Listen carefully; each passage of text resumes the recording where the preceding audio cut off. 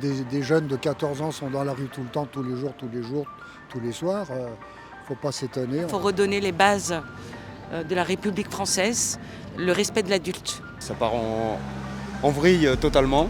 Aujourd'hui, on arrive à un point où je ne sais pas comment le gouvernement compte faire pour pouvoir arrêter ça, mais il faut absolument trouver une solution.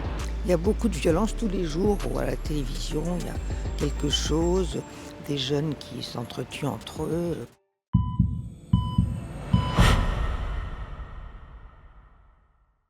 Jeudi dernier, le Premier ministre Gabriel Attal a annoncé une série de mesures. Un discours effectué à Viry-Châtillon, là où le jeune Shemseddine, âgé de 15 ans, est mort après avoir été passé à tabac au début du mois. Le Premier ministre souhaite notamment qu'il soit fait mention dans le dossier scolaire d'un élève s'il est turbulent.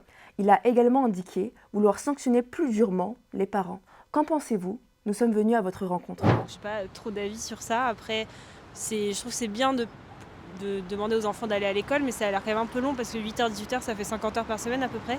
Donc, et ça empêche de faire des activités extrascolaires s'ils sont obligés d'être en permanence par exemple. Donc voilà, il faut trouver un compromis, quelque chose où ça peut occuper les enfants la journée, mais pas forcément être obligé d'être assis sur une chaise. Jeunesse qui devient délinquante, ça fait 20 ans que c'est comme ça. C'est pas dernièrement, ça fait 40 ans qu'on nous parle des banlieues difficiles et que ce soit tous les gouvernements qu'on a eus successifs, rien n'a été fait, tout le monde le sait, c'est pas une nouveauté, c'est pas un scoop. C'est une bonne chose, mais après, il faut pouvoir avoir une certaine flexibilité, c'est-à-dire que si à un moment donné on doit travailler un petit peu plus longtemps, il faut pouvoir le faire, quoi. C'est juste ça. Vous pensez que c'est une bonne mesure pour le 8h-18h par exemple ? Oui, parce que je trouve qu'il d'abord il sait très bien ce qu'il dit. Il est bien, tout est très bien et il devrait être président de la République. Je pense que je suis tout à fait d'accord avec ce qu'il y a dans l'ensemble des mesures qu'il prend. Dans l'ensemble, c'est en général quelque chose qui est normal et qui n'est pas trop poussé. Voilà.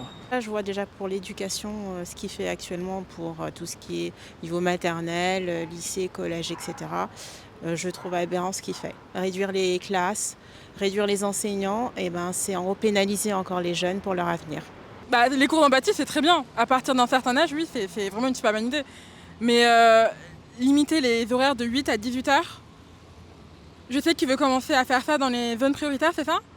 Je sais pas, Et pour les élèves perturbateurs, l'inscrire dans leur dossier Parcoursup ? Après, je pense qu'on a tous des problèmes familiaux, des problèmes chez soi, et je sais pas si le fait d'avoir une influence de cette manière-là sur certains élèves, sachant qu'on ne sait pas, sachant que déjà le niveau des classes sociales et tout ça, ça peut aussi jouer.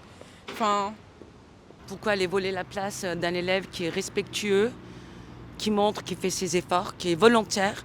Il a peut-être des difficultés, mais ça se travaille avec l'enseignement.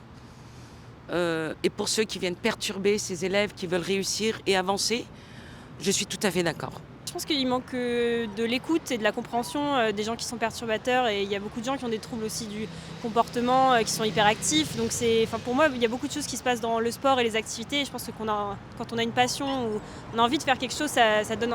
Déjà, on est plus calme à l'école. Donc c'est plus trouver comment dépenser les enfants pour qu'ils réussissent à rester à l'école sage. Et je sais pas, que tout le monde ait quelque chose qui les anime. Il nous a expliqué qu'il y avait dans les problèmes, il y avait les monoparentales, les mamans qui s'occupaient de leurs enfants, et ils veulent pénaliser les deux, le père et la mère, même quand ils sont divorcés.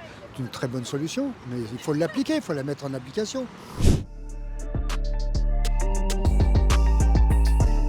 C'est plus comme c'était avant, maintenant ça part en vrille totalement. Donc les jeunes de maintenant, il n'y a plus de respect, il n'y a plus rien, donc pour moi ça ne sert à rien, il faut durcir les choses. Tant qu'il y aura toujours du non-respect vis-à-vis des enseignants, ça se fait de plus en plus.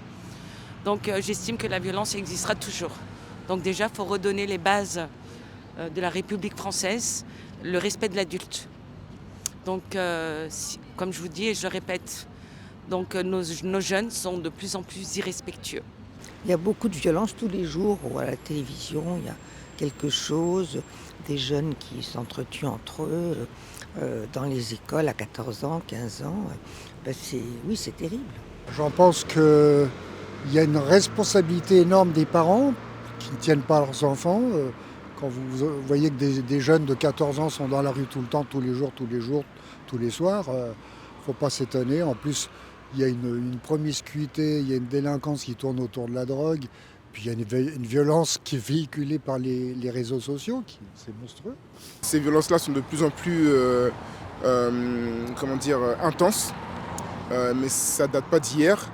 Moi je pense qu'il aurait fallu faire quelque chose déjà depuis bien longtemps. Aujourd'hui on arrive à un point où je ne sais pas comment le gouvernement compte faire pour pouvoir arrêter ça, mais il faut absolument trouver une solution.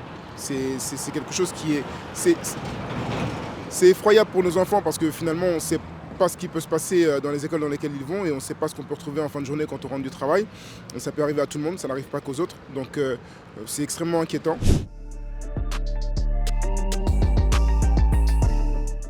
Je pense que plutôt par rapport à l'éducation, alors je ne sais pas quel système pourrait le mettre en place, mais peut-être plus des cours d'éducation à la parentalité, parce que on pense toujours que être parent c'est inné, et en fait pas du tout, ça s'apprend. L'enfant il a une certaine croissance, il a un développement psychique et corporel, et ça c'est pas du tout dans les mœurs, alors que je pense qu'on devrait être éduqué à ça, sur ce qui se passe. Là, j'ai pas actuellement de solution, mais là, toutes les mesures qui sont prises, c'est plus pénaliser les jeunes et aussi les parents, qui ne sont pas responsables forcément des actes commis par leur enfant. Le fait d'interdire aux gens de faire certaines choses, est-ce que je ne sais pas si c'est la bonne manière de faire les choses. Peut-être faire de la prévention plutôt que d'interdire aux jeunes ou aux parents. Enfin, je sais pas. Peut-être donner des points à ceux qui travaillent bien, à ceux qui... faire un échelonnage de points. Et puis à la fin, ce serait un peu comme des notes. Et ils seraient classés. Mais bon, je sais pas. Et pour les élèves perturbateurs ? Ah ben eux, justement, ils auraient des moins, des zéros. Merci d'avoir regardé notre vidéo. N'oubliez pas de vous abonner à notre chaîne YouTube et nos réseaux sociaux.